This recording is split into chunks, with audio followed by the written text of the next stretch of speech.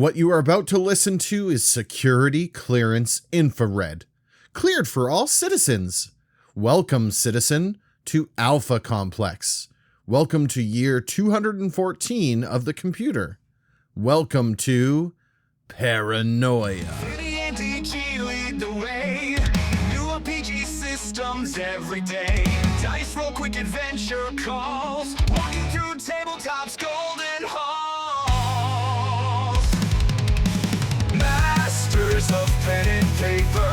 RPGs of every flavor. Talking about different creators. The choice of games is never greater. Come with us to games they run through. New, old, and interesting. Thank you all for listening. Welcome to Masters of Pen and Paper. You got your boy Finny and my man DG, episode 8, everybody. Episode 8. We have done 8 episodes. We've brought many different game systems to you, and this one by far is the most out there one that we've done so far. This one is nowhere near anything that we've done before. It's bonkers. This one's bonkers. It's crazy. This one's up there. Today we're talking about Paranoia, specifically Paranoia XP. The XP edition. Yeah. And I mean, this one's going to be hard to find because it's been dropped. And we'll get into it because they've dropped the XP version since. Yeah. Well, they've released 2 newer versions. So if you look for Paranoia right now, you'll likely find the all new shiny edition. That's the latest one. But they also released one called Red Clearance since this one was released as well. But and there have been a few updates to the rules and wordings and stuff, but for the most part, the base game is much the same still. Yeah. We'll get into the guts of it, but for starters, why don't we talk about where this game started? This one's been around for a long time. It has. It's one of those games that's almost as old as like the original D&D or Traveler or things like that. It's just one of those obscure games that nobody ever talks about anymore because who plays this game anymore? Exactly. It was originally written and created by Eric Goldberg, Greg Kostikian, and Dan Gelberg.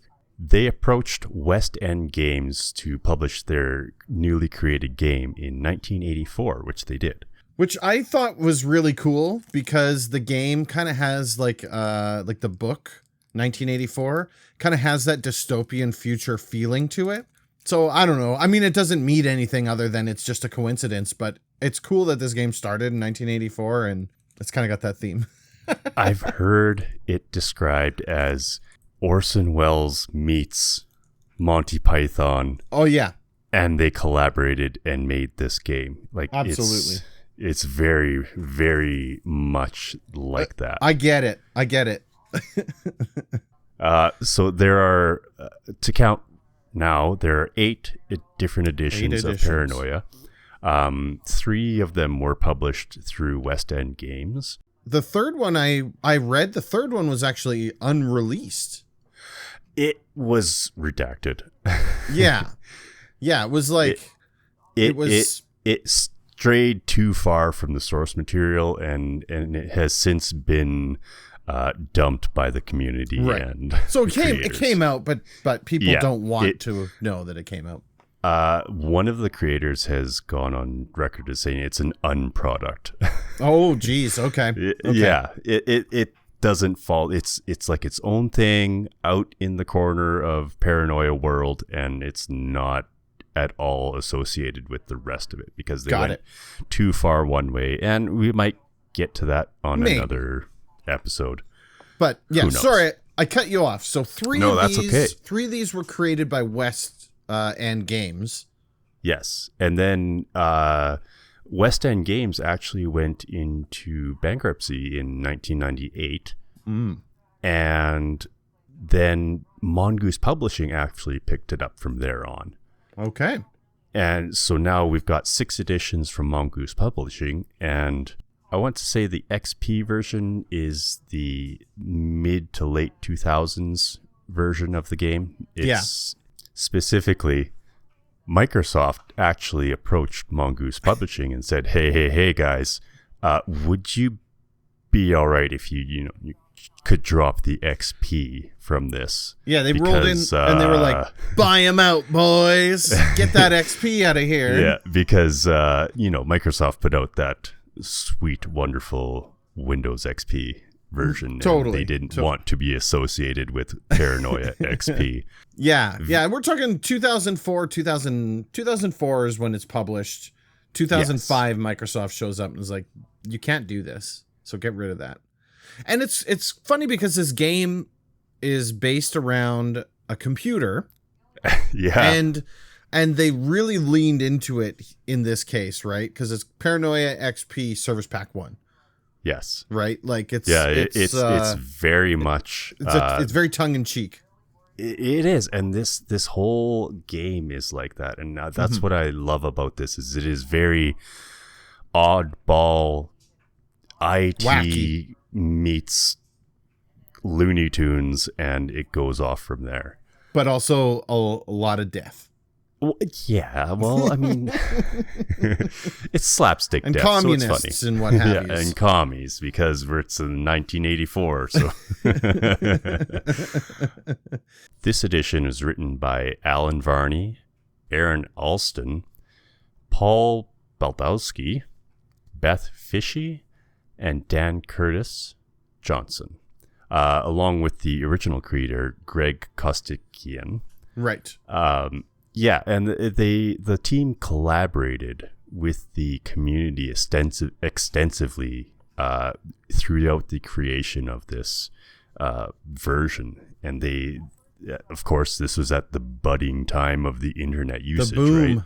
The boom. So they had a couple blogs. They had a website up where you could go in and throw your ideas around and say, hey, this would be really cool, or this, and they would go in and read it and be like, yeah, actually that would be really cool to add into this. and they took a lot of that and added it in.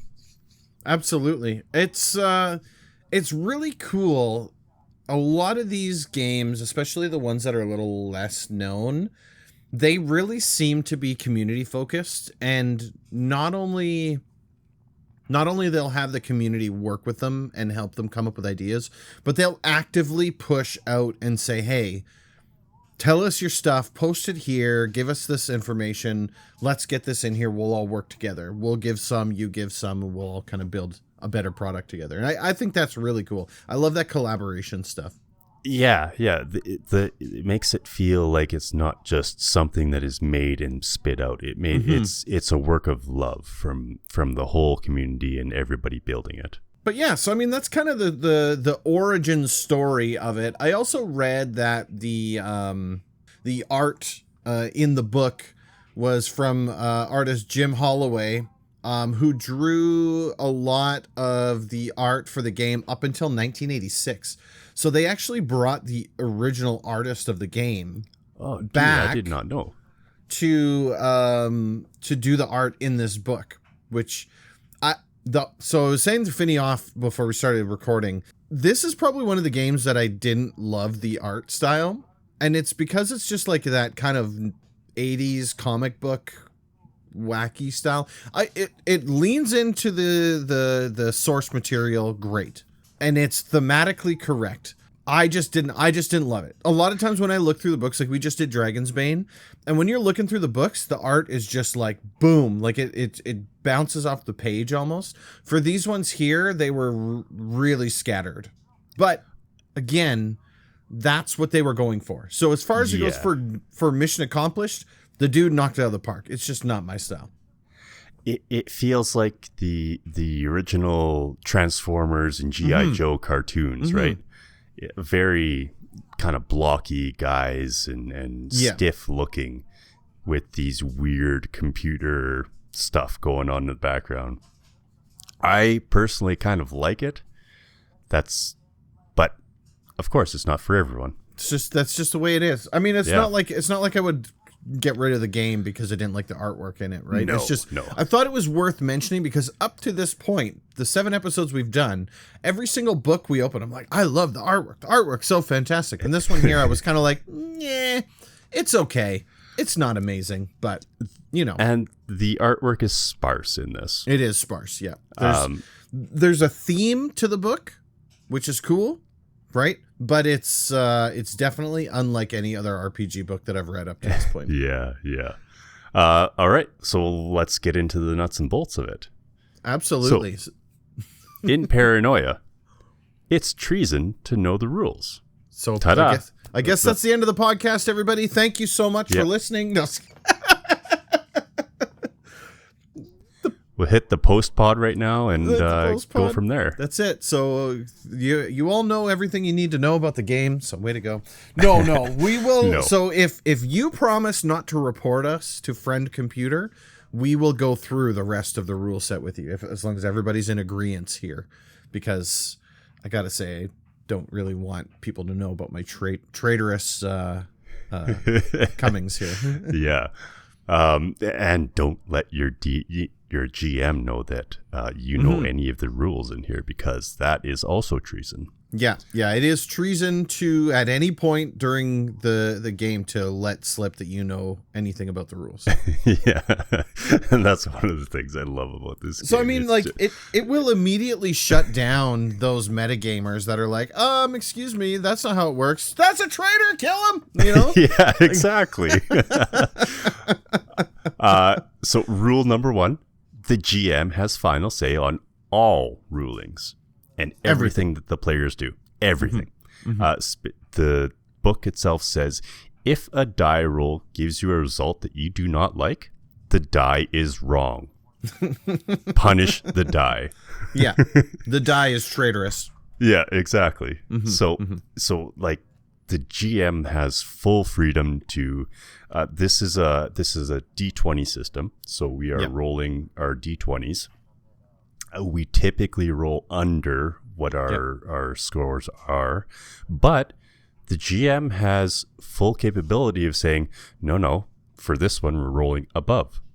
Yeah. Or don't bother rolling, I'll roll that for you. And he rolls, and he just decides what he does. Don't bother rolling, this is what happens. Exactly. He just chooses not to roll.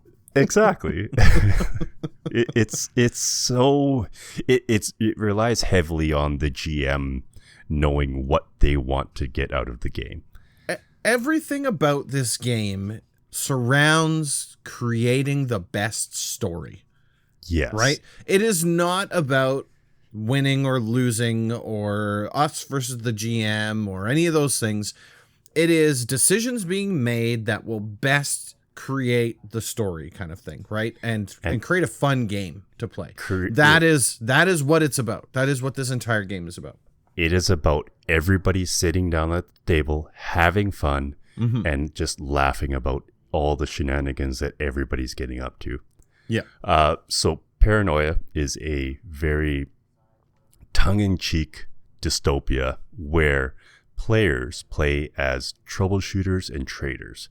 Everybody is a troubleshooter and everybody is a traitor. Right. But you cannot let on that you are a traitor. Yeah, you are not friends in here. Yeah. If Friend Computer finds out that you're a traitor, you're dead. Yes. Like, that's it. And that is it. Now, to falsely accuse someone of being a traitor without the supporting evidence, you need proof. That means you are a traitor. And that's right. That's right. So you can't just go in here all willy-nilly. You can't go in guns a-blazing and off Joe 6 ROM and expect to be okay. No, you have to have reason to off him. That's right. Otherwise, the computer comes out and is like, what did you do? And we haven't mentioned it yet, but this is a good opportunity to do so, is that this isn't so much a cooperative game. This game is more competitive. This game is the players are out for themselves, and it is encouraged to throw your buddy under the bus in order to do better by yourself on your own, kind of thing.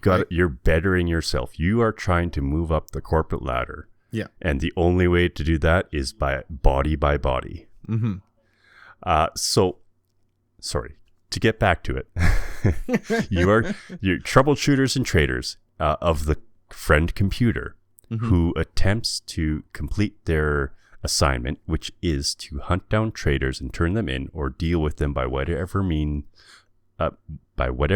friend computer dictates. Yep. While simultaneously adhering to friend computer's arbitrary and contradictory and often nonsensical security directives. Yeah. Because friend computer is paranoid. Friend computer doesn't trust anybody, and friend computer is outdated, antiquated, and could be replaced at any time, and so wants to continue the charade that everything in here is fine. You guys keep doing your job. We want to keep doing the job because we also want to stay alive too. That's right.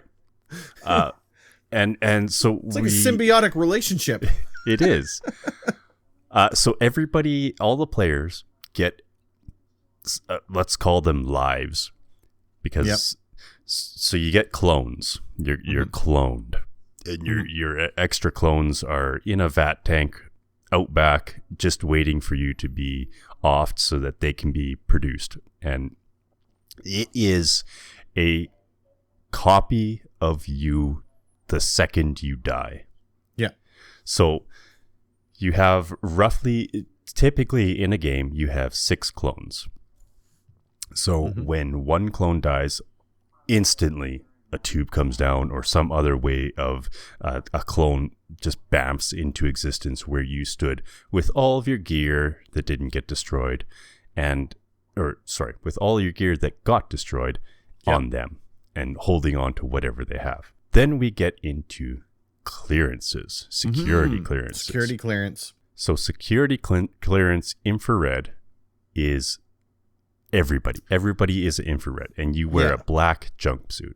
Yeah, so it says here that infrared clearance citizens live dull lives of mindless drudgery and are heavily medicated, while higher clearance characters may be allowed to demote or even summarily execute those of a lower rank. Those with ultraviolet, the highest level of clearance, those are almost completely unrestricted. They have a great deal of access to the computer, and they're the only citizens that may legally access and modify the computer's programming, which creates these. The ultraviolets are known as high programmers, basically. Yeah, and the only ultraviolet you're going to see is the GM. The GM table. is ultraviolet. The GM is the ultraviolet. So when you flip through the book and you see code clearance red, that is for players. You start at red. Everybody starts at infrared.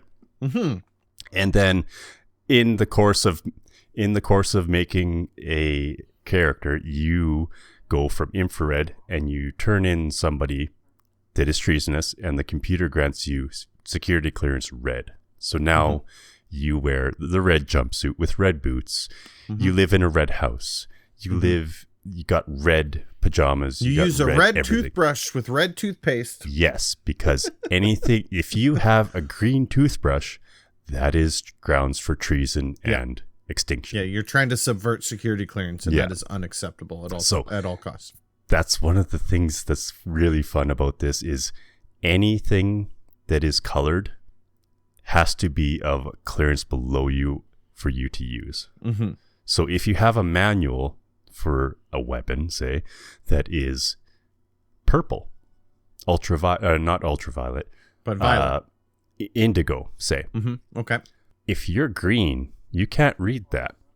Yeah, you're not allowed. Well, you're not allowed. You could, but you better not get caught. You better not get caught. And the computer's always watching. And the people at your table are always watching because they're out to get any dirt on anyone to move up. Exactly. Trying to jump. The security clearance go in like rainbow colors. So red, orange, yellow, green, blue, indigo, violet, etc. The setting of Paranoia has been deemed alpha complex. Alpha complex. This is a large cityscape that is under the control of friend computer. Mm-hmm. And whatever you are doing, you are within the bounds of alpha complex at all times. There are some dead zones where friend computer does not have security cameras or anything. But you're unlikely to have security clearance to get in there. And they're super rare. And your friends are with you at all times. And everyone else is watching. So yeah. Exactly. It very similar to what HAL in Space Odyssey is. 2001 Space Odyssey. Yeah. It's the still functioning but malfunctioning computer system that has a mind of its own. Yeah. Yeah, friend computers not doing the best these days. Like, you've got pop-ups, you've got random little glitches, you've got different things that are happening at every kind of turn. And so you might be doing something and friend computer pops up and is like, oh, I see you're trying to use a screwdriver on that. Perhaps you would like to attempt to do it like this instead. Yeah, exactly. Very, but also it's very polite. Very polite. It doesn't tell you how friend to do it or computer what is a to friend. do. Friend computer was built as a helpful AI to assist in the livings of making lives easier for people from there on. But as it became older and grew bigger, it started taking on more than it should have. Yeah. And like friend computer is constantly terrified of threats to its perfect society, like the outdoors or mutants or the secret societies, especially the communists, right? And so that's where you come in. They bring in the troubleshooters to resolve the problems. And that's your job. You come in, you resolve the problems, but you start to learn that maybe friend computer is a little bit unhinged, and you're getting sent on jobs that you have to succeed at these jobs. It's not acceptable to fail your job. It is mandatory to be successful. So if you get sent on a job, you better be able to complete it. And when it's unhinged like that, you're going to be creative in how you get that job completed. Again, that's what's really neat about this is that it doesn't lay out how you go about doing things. Mm-hmm. It's up to the players to say, this is what I'm going to do in this circumstances, and the GM goes, okay, yeah. Let me just roll my dice and consult my tables that I'm not actually consulting and say, yeah, okay, you succeed. Perfect. The computer in this game is very close to GLaDOS from Portal. Yeah. Right? Very close in point with that, right? Like the missions and stuff that you receive from the computer, oftentimes they're incomprehensible. They're self-contradictory. They're very clearly, obviously fatal if you just do the mission verbatim. And so you're gonna really dig deep and try and come up with unique ways to succeed in it.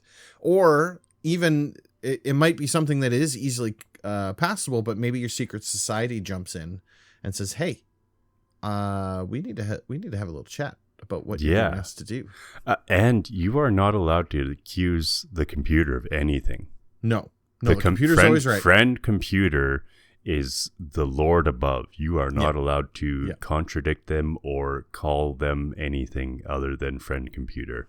Let's get into character creation then. Yeah. How do we make our clones? We start as the Prime. You're given 6 clones. So if the Prime, you, the main, die, one of your clones comes out. You mentioned that. You can buy another 6-pack of clones should you run out of clones. Should you need to, yep. You can just buy some more clones. With your very limited amount of credits. You don't have a whole lot of credits, but you could use some to keep yourself going. Yeah, exactly. And honestly, if I were a GM, I'd say, yeah, sure. It's arbitrary. You go into debt. It doesn't matter. There's a whole lot of whose line is it anyway in this game. Very much. The points are made up and the rules don't matter, right? Like if the rules are made up, the points don't matter. Like that kind of concept, right? Yeah. There's a whole lot of that in this game, and that's kind of what makes it wacky as well. That's why podcasts like this talking about rules is really hard for this game. It's really hard for this game because, well, you're not even technically, if you're listening to this, you're now a trader, and Friend Computer would not be impressed. So we're all in this together. Yeah. Right. So we're going to get through this. The first thing you do when you're creating your character, as always, you got to name it and you got to decide who is your character. Yeah. Get a personality for your character. Yeah. Then we roll our 3 action skills, which are management, stealth, and violence. So we're getting away from like the regular strength. Oh yeah, dex, we're way off. We're way off track now at this point, right? Like this is completely different. So we're doing management, stealth, and violence, and in each of these categories, they are broken into specific subcategories of that skill. Yeah. And then we also do our 3 knowledge skills: hardware, software, and wetware. Right. So we roll a d20. We mark down what number is rolled. Rolling a 4 or under results in that being marked as a 4. So, and then of course there's the optional way of points allocating. You allocate 40 points across, or you could just start with a flat baseline of 7 in every stat. Yeah. And whatever fits your game best. Yeah, whatever floats your boat. Right? Like, I mean, you're here to have a fun time. If it's easier to go across the board, great. If you want to do point buy, you want to roll for it, you do you. Your fun's valid in any way you want to have it. And if it's your first time playing, there is a good chance that the GM will just hand you a character, all done, a pre-gen, and say, this is your character. Please sit down and follow the rules. Well, welcome Finn 8 Ram.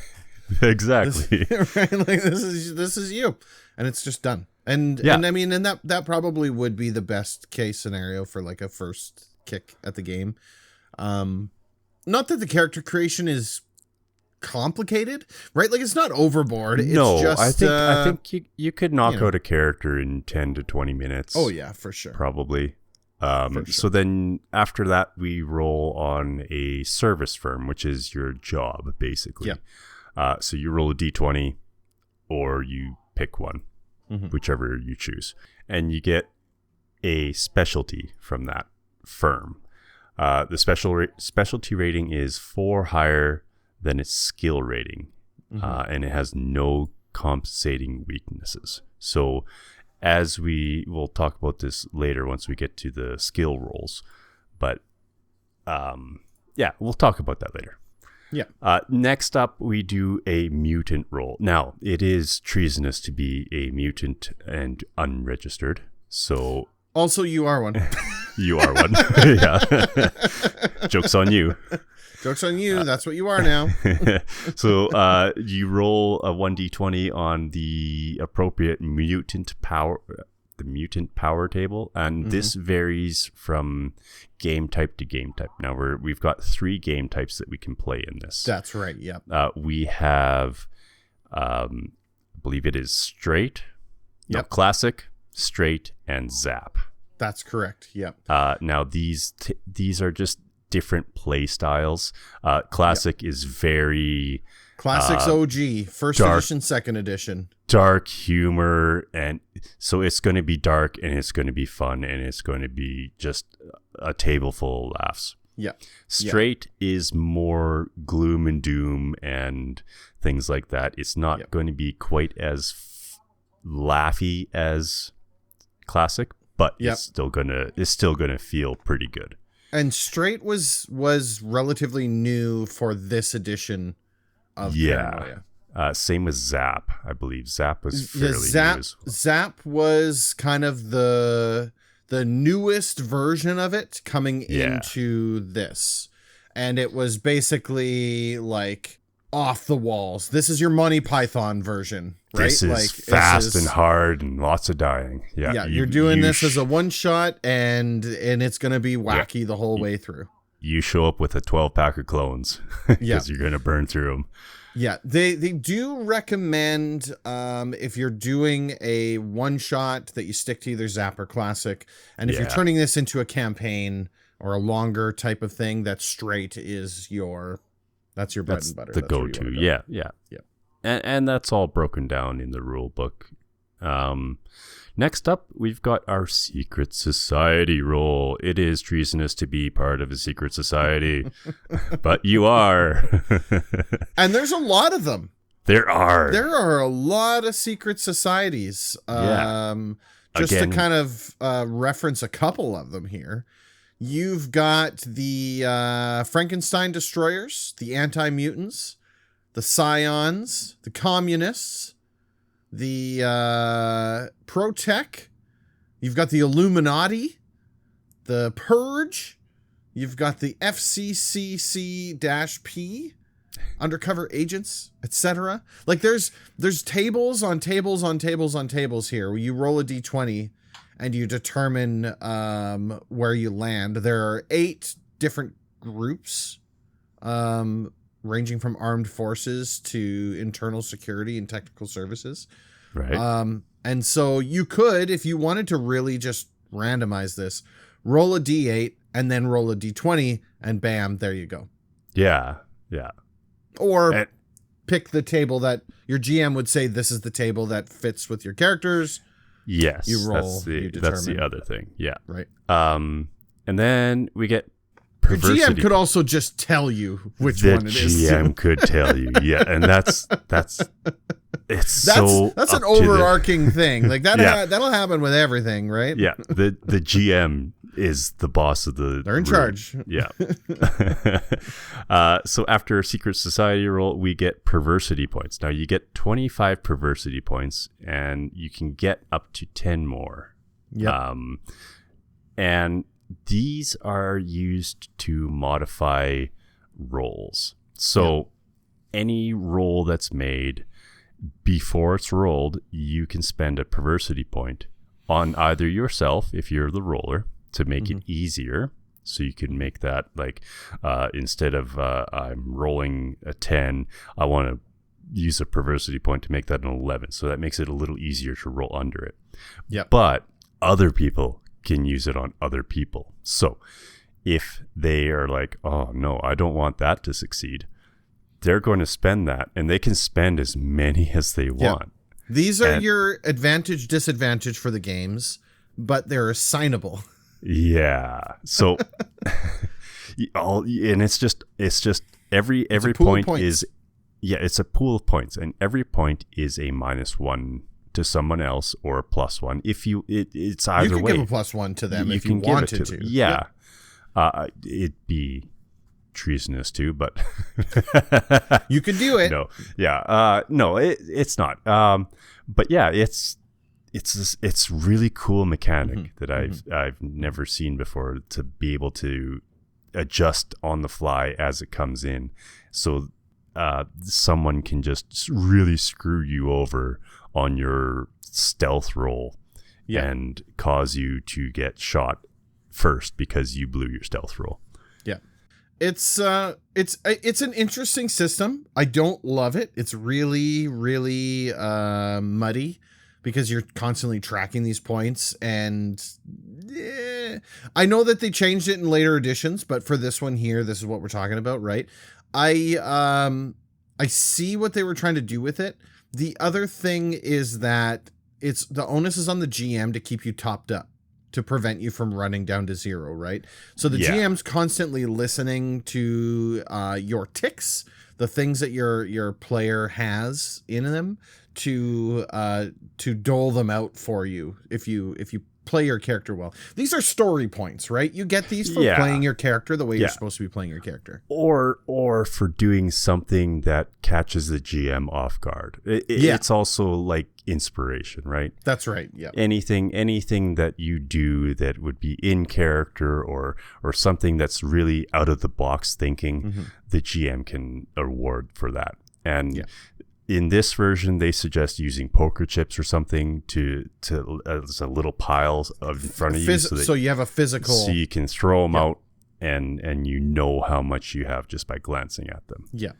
Of course, your security clearance is now red, unless GM says otherwise, but typically it's red. If they bust you down to infrared, you go back to being medicated and dumb. So very complacent. Not a lot of fun. Not a lot of fun with the infrared crew. Attributes. There are 2 attributes, I believe, and this is for information only, and it is power and access. Right now, these 2 numbers have a rating. Yep. But the GM is the only one that knows them. Yeah. And you're just a clearance red. You're not actually allowed to know what your rating is. Yeah, so it is the influence, I believe, that you have on the computer and other people. And again, you're not allowed to know that. Only the GM knows. And that will dictate how NPCs interact with you. Mm-hmm. Yeah. Yeah, so it's another spot where again the game starts really flexing its storytelling muscles more than game playing muscles. It's doing this with a point of making you make a decision for your character, not metagaming and going, my guy's not very strong, I better not punch him in the face. Right? Yeah, exactly. You don't know how strong you are. Maybe you're the strongest person in the entire room. You won't know unless you take that shot. So then you have to make a decision. Is that the best choice in this scenario? And then you play it out from there. So everything's kind of designed around creating a scenario that you can role play off of, and then you as the player opposite of me can take that cue and do something else with it, right? And we continue from there. Yeah. We're not being hung up on game mechanics. We're focusing in on the story. Yeah. Yeah, and that's what we're going to get across here eventually, is that it's all story here. It's not, the mechanics are muddy at best. So, all right, lastly, we are on to equipment. Yep. Now, you're a clearance red, so you get all red equipment. That's right. You are not entitled to, you can have a black equipment and a red equipment. You cannot have. You can have everything below. You can always go down. Yeah. Unless it is experimental, then you might be getting a blue or purple weapon, but it's very unlikely. Next up, we have mandatory bonus duty, which basically equates to your role in your troubleshooter team. Mm-hmm. So first off, we have the team leader. Now, the team leader offers guidance and sound advice to other team members and acts as a tactical situation commander in combat. If you do not do this duty, you are executed. You have to do your job. You have to do your job. That's why you're there. Yeah. It is your job, and the friend computer has assigned it to you. That's right. Typically, these are handed out to the person as they sit down by the GM. They hand them a card or a badge, and you have to display the badge at all times, saying, "Hey, I am team leader." Next up, we have loyalty officer. Now, the loyalty officer is the enforcer of loyalty to friend computer and Alpha Complex. That's right. So he discourages... They're on the lookout for commies. Exactly. And they are going to watch every single team member. That's right. For treasonous acts. Should you do anything out of your job, that loyalty officer is going to take advantage of that fact with the proof to hand you into friend computer to get the pat on the back, the accolades, and potentially the upgrade. That's right. So you start to see how the different job classes start to feed into each other and create the competitive landscape that you're walking into now. Yeah, this is all about tension among the team and how that's going to play out. The loyalty officer discourages treasonous thoughts. Yep. And looks for early warning signs of commie sympathy.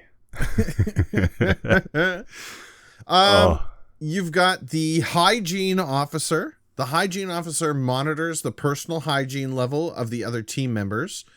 Not like completely about like brushing your hair, but a little bit about that. No, a little bit about that. It is down to hair and properly tucked boots. Like because they want to prevent poor morale, substandard performance, and halitosis. You do need to brush your teeth with red toothbrush and the red toothpaste. That's right. CPU performance tracking show classified. % of troubleshooter missions fail due to poor hygiene. I didn't make that up. It literally says that in the book, that there is a classified percentage of troubleshooter missions failing due to poor hygiene. So you've got this guy constantly pointing out like, hey, soldier, your boots weren't shined before you walked out the door. Get back in there and shine them up before we leave. You know what I mean? You picked your nose and didn't clean it with sanitizer. Exactly. Yeah. So I took all of these straight from the book. Right, absolutely. I ripped them right off the book. You can follow, if you have the book, they're on page 32. Yeah. All of the different job duties. But so next up we have communications and recording officer. Yeah. This is body cam guy. Yes. So he chronicles the mission using advanced video technology, extremely sensitive microphones, and gripping color commentary. Good lighting and innovative camera angles produce excellent training materials and possibly even footage for popular evening vid shows like Bake That Commie. And so this guy here, should the communications recording officer be around while you're making a shady deal, they're constantly recording all the time, so they're going to catch you on their camcorder, and yeah. And so you got to be thinking about like evidence. How do I get this guy and the loyalty officer to go away while I deal with this type of thing? You're constantly like working through that, right? You've got the happiness officer, which, I mean, is kind of self-explanatory. They ensure everyone has a fun time on their mission, that they know jokes, they sing, they lead citizen instruction games, they authorize and administer biochemical supplements needed to guarantee a fun time is had by all. Because you need to be having fun when you're having these missions. It's unacceptable not to have fun. Everybody needs to be happy. Fun is mandatory. Fun is mandatory. Yeah. Yes. Yeah. Happiness is mandatory. You must be happy while you're doing these jobs. That's right. And then last but not least, we have the bots, weapons, vehicle, sundry, equipment repair and maintenance officer, or the equipment guy. Love it.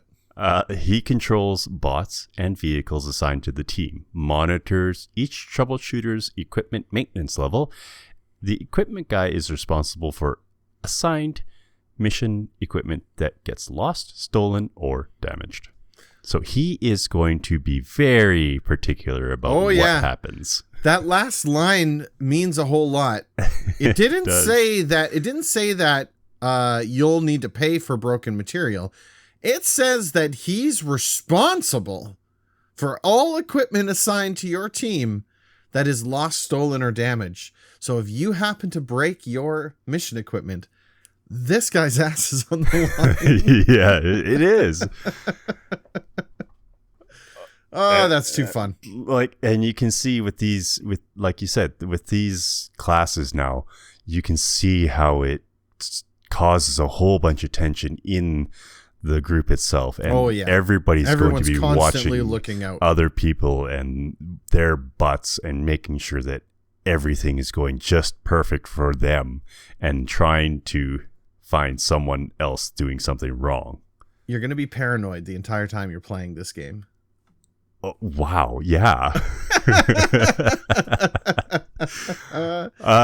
Onto initiative. There is no initiative. No initiative at all. So combat happens. The GM says, okay, these guys pop out from behind the thrown over desk and start shooting bullets at you. What do you do? And then you go around the table and everyone says, this is what I do. And you have an action. If you say, I'm thinking about it, That's basically a pass turn. That's your action. Yeah. That's what you're doing. Your character's thinking You're about it. sitting there like, this is definitely not a happy time. Yeah, exactly. There's a lot of again GM led stuff here where basically and I mean we're talking combat light. A lot of the things aren't combat. A lot of the things are like, do this one thing which is going to get you killed, and you have to then think about how you're going to do that, how you're going to accomplish the task without actually accomplishing the task, kind of thing. You know what I mean? And without being killed, because you want to, you have a You wanna limited live. number of clones. You can keep buying clones as long as you got credits, but once you run out of credits, you're done. So the length of the round is however long it takes to do something interesting. Right. And movement, there is no set movement. It's at the There's a lot of theater of the mind here. It's the GM's discretion. So if you're trying to run to the far end of the room, okay, yeah, it's a normal size room. You can make it, no problem. Or if it's long, you're probably making a skill check. It's like a football field. You're going to be there for a couple rounds. But that's why you got the perversity points. If you need them, you can dump them in there to help you succeed too. So there's ways that you can make it work. It's pretty loosey-goosey when it comes to that kind of stuff, though, I find. And so you don't really have to worry so much about that. The GM will make a call.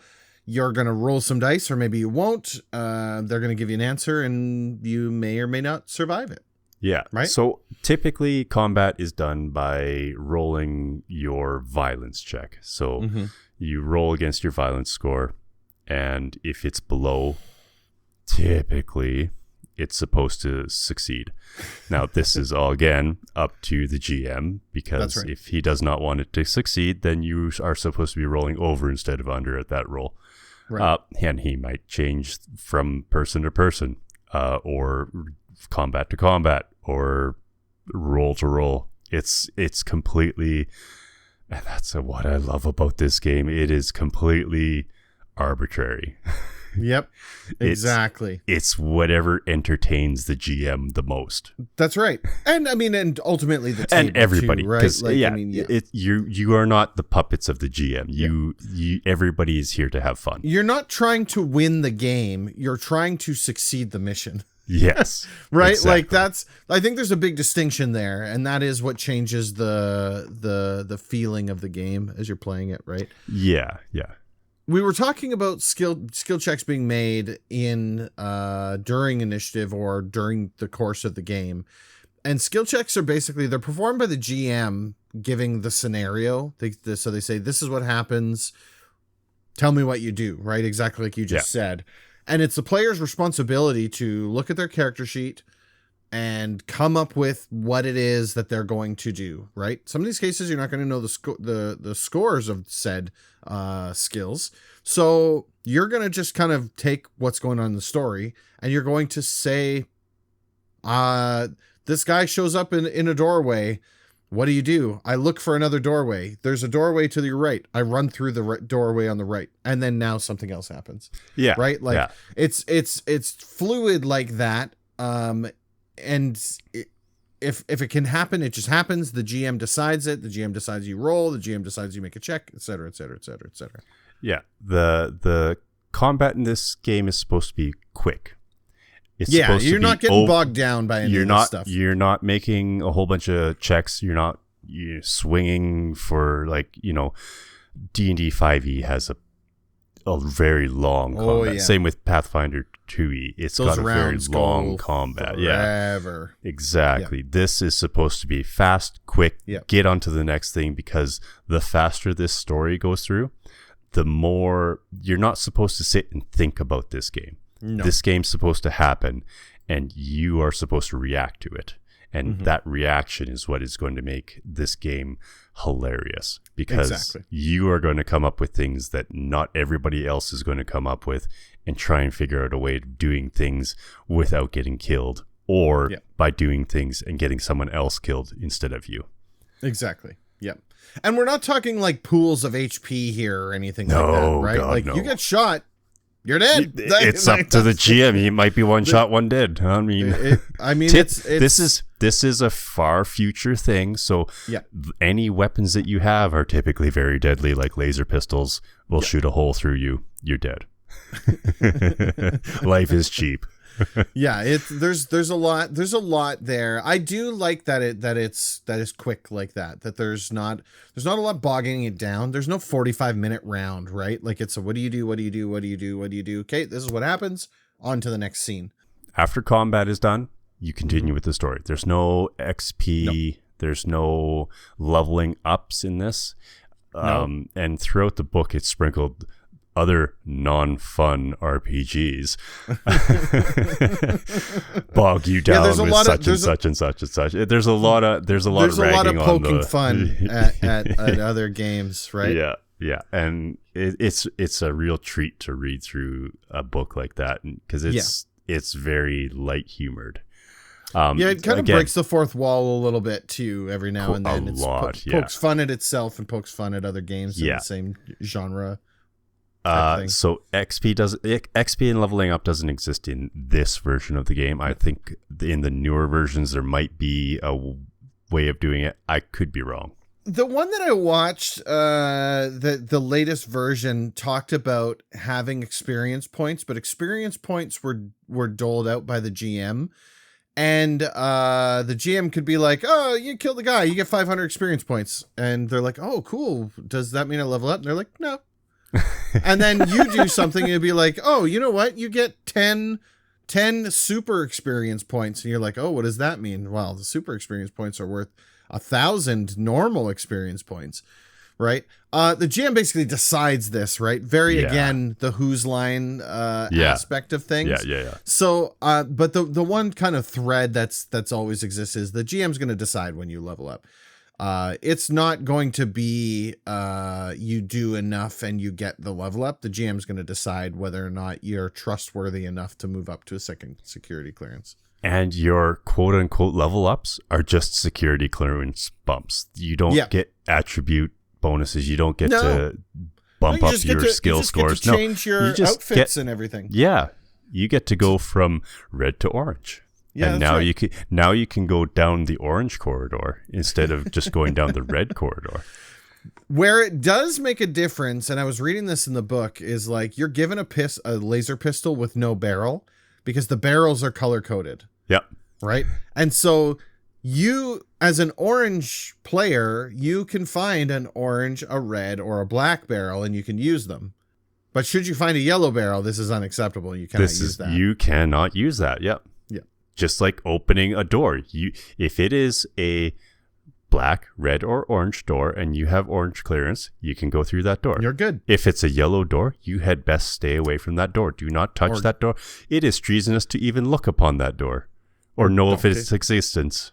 Yeah. Don't get caught. That's the alternative. I mean, so that's kind of where that part plays into it. But yeah, it's there is the experience and level up system that doesn't exist. Nope. I know you spoke about equipment earlier, and I put this in the notes for the thing. I should have put it a little bit higher, but as far as it goes for gear, you are granted something called a me card.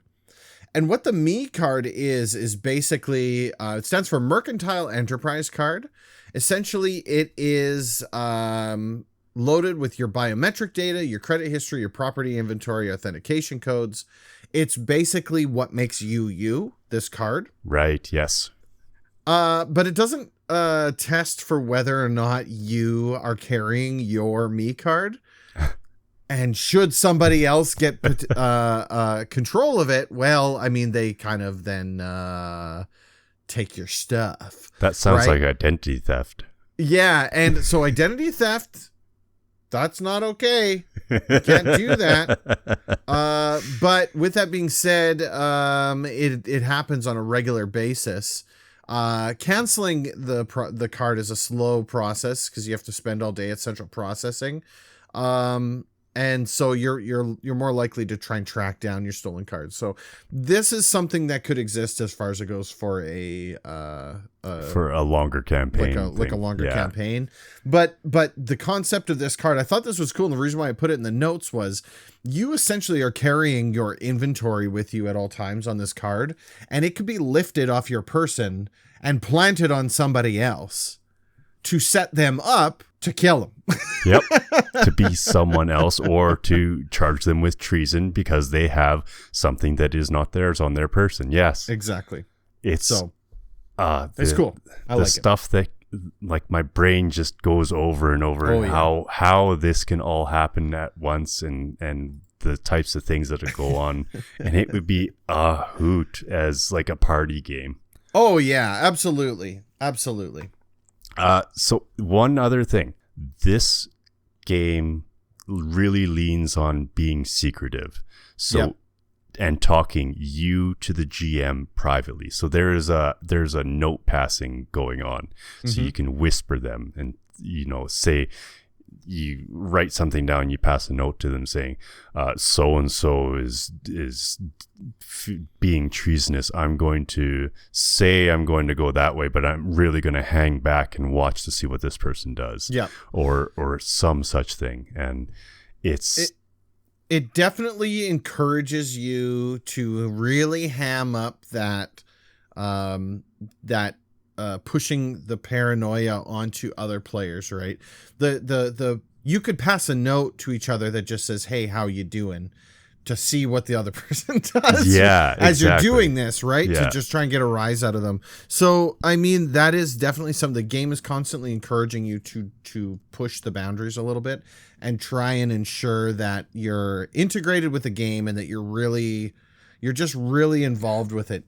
You're creating a good story. Involvement is key in making this work. If you have a player at the table that's going to sit back and not involve themselves, you're going to have a bad time. They're going to have a bad time. It's going to drag the table down. I love that everything is treasonous. Yep. Everything is a death sentence, and it's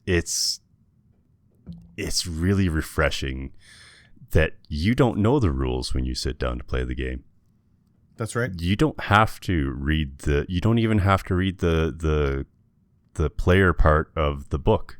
No. You can sit down and learn how to play without anything. You could sit down, the GM hands you your character sheet and says, "Okay, we're playing now." Yeah. And anything said at this table is in character, by the way. Yep. That's how I would be running that. So there is no out of character here. Yeah, exactly. I do like the passing notes, and it is a super unique thing that, I mean, you can pass notes and whisper to your GM and DM in other games, but this is a mechanic of this game that is forced upon it almost. It's literally part of the game. It is. Like, they want you to do it. They want you to do it because they want you and the GM to have a back and forth about what your character is doing to suss out all of the treasonous activities that the rest of this party that you don't know is traitors. That's right. They don't know that you are a traitor, and you don't know that they are specifically a traitor, but any activities that are treasonous, you had best be documenting and telling friend computer, because if friend computer comes down and you are accused, you can at least say, "Hey, that person was doing such and such and such and such. They're accusing me of being treasonable. They are very. This is all a big mistake." Yeah, exactly. Yeah, and I really like that. Yeah, absolutely. What about you? So just coming off of exactly what you're saying, like this game is incredibly RP heavy. You need a crew that knows how to roleplay in order to do this one, right? I find that like games like Dungeons and Dragons are a little bit more light that way. You can lean into RP as you start to get more comfortable with it. This one doesn't work if you're not roleplaying. Yeah. This game just won't work. You have to play that role. Otherwise, the game kind of starts to fall apart, right? Just exactly what you're saying about the passing notes and all of that kind of stuff. If you're not leaning into it, you're not playing the game the way that it's intended to be played, and I don't think you're going to have as much fun with it.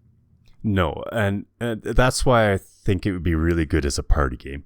So Absolutely. once everybody has a couple drinks into them, then they start loosening up and they start going like balls to the wall in this. I can see that being a lot of fun.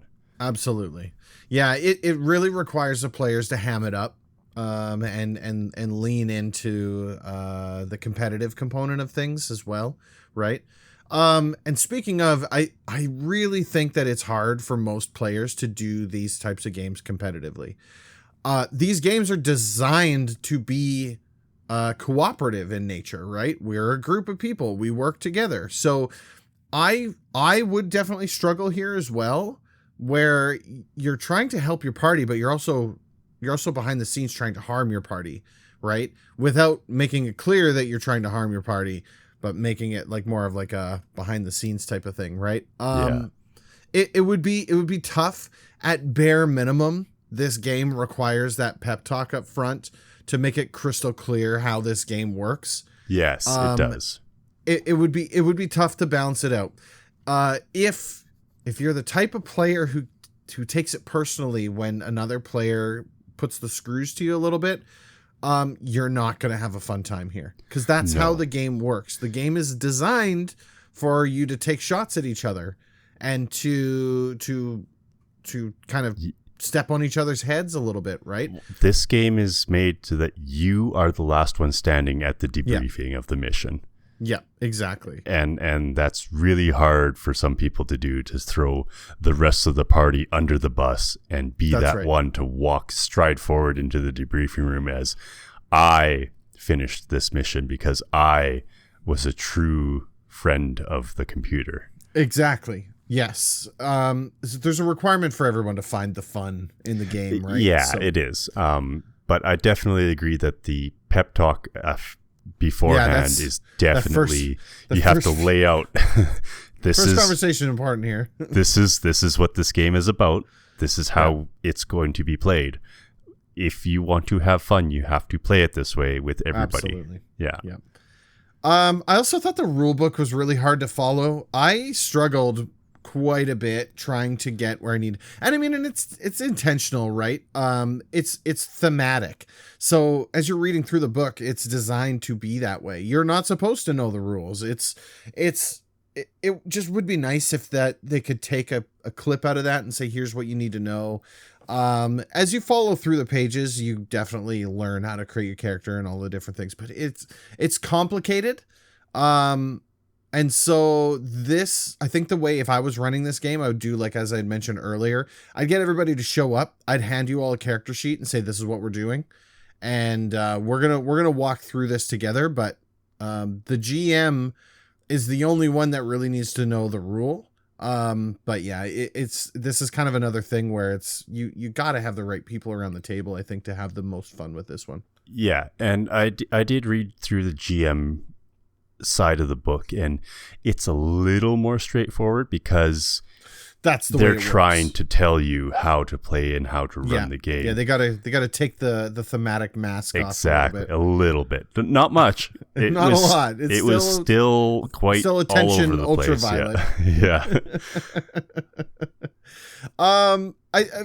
As a positive note though, there's lots of opportunity, I think, to tell a great story here. This is a very, very unique game, a very unique theme. If you had the right people around the table, this would be a blast. This would be an absolute riot to play, I think. Yeah. I was telling you about a scenario that I had read about in one of the comment sections somewhere earlier today. And it was about a game that had nothing to do with treason or sussing out commies or secret societies. It was about weapons maintenance on these weapons that, so he sat down in at your desk or at the work table, and they were working on their weapons, and they couldn't read the manuals for the weapons because they were of a clearance higher above them. Security clearance. So these people were like, I do this, and the weapon randomly discharges and shoots Joe Blow down the 2 stalls down, blows his head off. Yeah. They said there was like 30 deaths just doing this, and it was like 2.5 hours of just gut-wrenching giggles. Oh, that's so funny. It would be good. That's that's how you do this game correctly. Yeah. Right? Yeah. Yeah, it doesn't have to be all commies hiding in the corners. You make your own fun, right? Yeah. Like if you don't want that piece of it, you could absolutely clip out the competitive stuff, no problem. But rules as written, I think it would be tough to find the right party for this game because of that aspect of it. So I agree with your scenario. That would definitely be something that I think would be a little bit more in line. Easier to find a group for that type of game. It would be a lot easier to find a group that would jive with that really well. Yeah. Totally. I think that's about it, right? Yeah. Kind of reach the bottom. On to the post-pod. Post-pod. Da-da-da-da-da-da. We need like a little post-pod jingle. Yeah. I'll work something out. There we go. So tonight, must have TTRPG nighttime snacks. Oh yeah. Oh. Yeah. So I'm a little bit more boring, I think, when it comes to this kind of stuff, because for me, I value things that aren't going to make my hands dirty. Yeah, I was going to say number one. Right? Like, so cleanliness around my player area is important. Typically for me, I think if I was having a choice, if it was something I was eating while playing, it's probably going to be like pretzels or chips or something like that. And in a bowl and a small amount of them kind of thing, so that they're not taking up a lot of space or anything like that. I think it's mandatory for soda, right? As well as like ordering pizza for lunch or for dinner kind of thing. Yeah. But that's not allowed at the table while you're playing. That's something you take up and you go stand some away from the table while you're eating it, right? And you call from the back like, make sure that my guy goes 6 feet, right? Like, yeah, yeah. I would agree. Get those dirty Doritos away from me, because I don't want to suck cheese dust off my fingers. Same with the cheesies. Get them away, because I don't want that near my player sheet. I don't want cheesy stains all over my player sheet. That's right. Not to mention my dice. Yep. They're already gross enough. I don't need them to be full of dust. Exactly. Yeah. And of course, something, even water, just something to sip on. Ice water is so good. That is just like, that's the right choice. I know it's boring. It's so boring, but it's the right call. Dude, I haven't drank a pop in like 5 years, and I'm a water guy. I'm a hydro homie. So I forgot to mention too. Candies or gummies are also a solid choice here. Yeah. I like hard candies are solid too, like mints or just like Jolly Ranchers or something like that. They take so long to eat that I typically find myself trying to say something, and then it flops out onto the table and gets stuck to the top corner of my page. And see, here I was looking at it more like an opportunity where I can keep my mouth shut for a little while and let someone else do some fun. Heck no. I am the center of attention. That's right. This game's about me. I'm the first player. Yeah, I mean, obviously any snacks that go around your table, and the GM makes a call and says, nah, don't be eating Doritos and touching my miniatures. Yeah. I'm all for keeping clean fingers. That's my jam. Yeah, right? I agree with the pretzels. Yeah. Plate of fruit with a fork. Yeah, it's got to have like a fork or a toothpick in there or something. Yeah, you gotta have clean hands. Keep off the fingers. Clean hands. That's the most important. Very much like console gaming, right? That's right. Yeah. The clean hands. So you're don't be eating Cheetos and then handling my PS5 controller and turning it orange, right? Yeah. Staining it. Awful. Yeah. I think that's about it. That's about it. That's gonna do it. This was a good one. Check out Paranoia, because it would be real fun. Yeah, it would be a lot of fun. You can pick up the latest version. The latest one, they did a Kickstarter, and then I think the latest one is just retail bound. You can go buy it from. Yeah, it's on Mongoose's website. You can order it. No sweat. Yeah. But yeah, that's going to wrap it up for episode 8. If you would like to get in touch with us, or you want to tell us about times that you've played Paranoia or any of the other TTRPGs that we play or talk about on the podcast, you can simply drop us a line at mastersofpenandpaper@gmail.com. We will be doing, episode 10 is coming up. We'll be doing another scenario-based podcast. Yes, so we will.